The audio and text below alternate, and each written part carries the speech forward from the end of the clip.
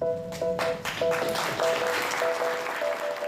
moments ago, Jared and I were sworn in as Premier and Deputy Premier of Queensland, and we are most grateful and humbled for the opportunity. After almost a decade in Labor's shadow, the Liberal National Party, led by Premier David Crisafulli, now holds the reins in the Sunshine State. They have voted for a fresh start, and they have voted for a majority LNP government. It is a good majority, and considering where we started from, in historic terms, I said it was like climbing a mountain. Well, it was like climbing a mountain weighed down with a backpack and in the sleeting snow. It's important that we are a good government and that we do what we say we are going to do, and we don't do what we said we wouldn't do. Former Premier Stephen Miles campaigned on generous cost of living relief and concerns the LNP would wind back abortion rights, something David Crisafulli has ruled out. But the party couldn't convince voters who wanted a change. Watching the results tonight, it is clear that that hasn't been enough to secure a majority of seats for Labor. The biggest swings to the LNP were in regional Queensland. I do think that we can reconnect with them, listen to them, develop plans that appeal to them, and that's what I think Labor should do over these next 4 years.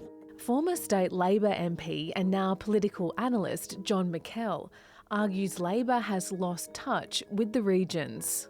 Here's the rub. Right now, the Labor Party is an urbanised party in Queensland, in a state that is the least urbanised, and that is a huge problem if left unattended.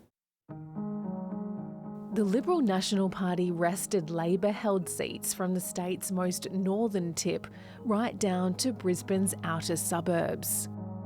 LNPQ, they came out very quickly with their four sort of pillars of what they were going to stand for during the election. The main one was crime, and coming out and saying that they, within the first 100 days, they would be looking to put up legislation, and it really resonated with people.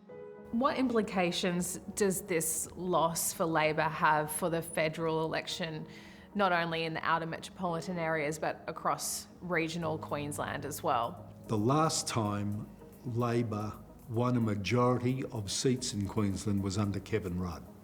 Queensland is not Sydney and Melbourne, where the vast majority of the seats are in the capital city. What we need to see is federal ministers coming through and listening to and trying to understand the concerns of people in regional Queensland.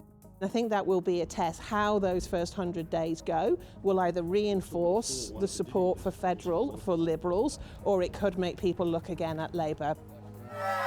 In the north, Katter's Australian Party retained 3 seats and are ahead in another. In Brisbane, the Greens had wanted to expand their footprint, but instead seem likely to lose South Brisbane and have only just held on to what could be their last seat in Parliament. This has been a disastrous election result for them. They continue to do well with the under 35s, but the people over 35 who are attracted to them because of their concerns about environmentalism are not attracted to them on issues like the CFMEU, their stance on the Middle East. To the people of this great state, I've lived and I've worked at both ends of it, and I love every inch of it. David Crisafulli entered state politics in 2012, serving in Campbell Newman's cabinet, but lost his seat just 3 years later.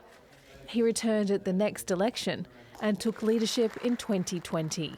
He dedicated himself for 4 years. He was unrelenting in what he had to do, in the focus he brought, and he's brought all these people in with him who will be in awe of him because he has delivered them into Parliament. There will be some questions, some big questions around from the federal level. We've already heard David Littleproud talking about nuclear and mandates, and we've got the issue of abortion, which was raised by the Katter Party in the second week, but it is going to be something that will come back and he will have to address and have the support of his party and his members in the House. Support that he will need, with the Premier staking his leadership on meeting ambitious targets. We will not go to Christmas with the same laws that we've got. We will have adult crime, adult time. The first order of business will be combating youth crime. There's got to be fewer victims, and fewer victims means less victims per your population, clearly. The Premier has promised law changes to sentence young people as adults for some serious offences. It will be a big ask because it will require creating more capacity within the court system, within the police system, and increasing visibility so that voters feel that they are seeing change and they are seeing a reduction in crime, and they will want to see that happen fairly quickly.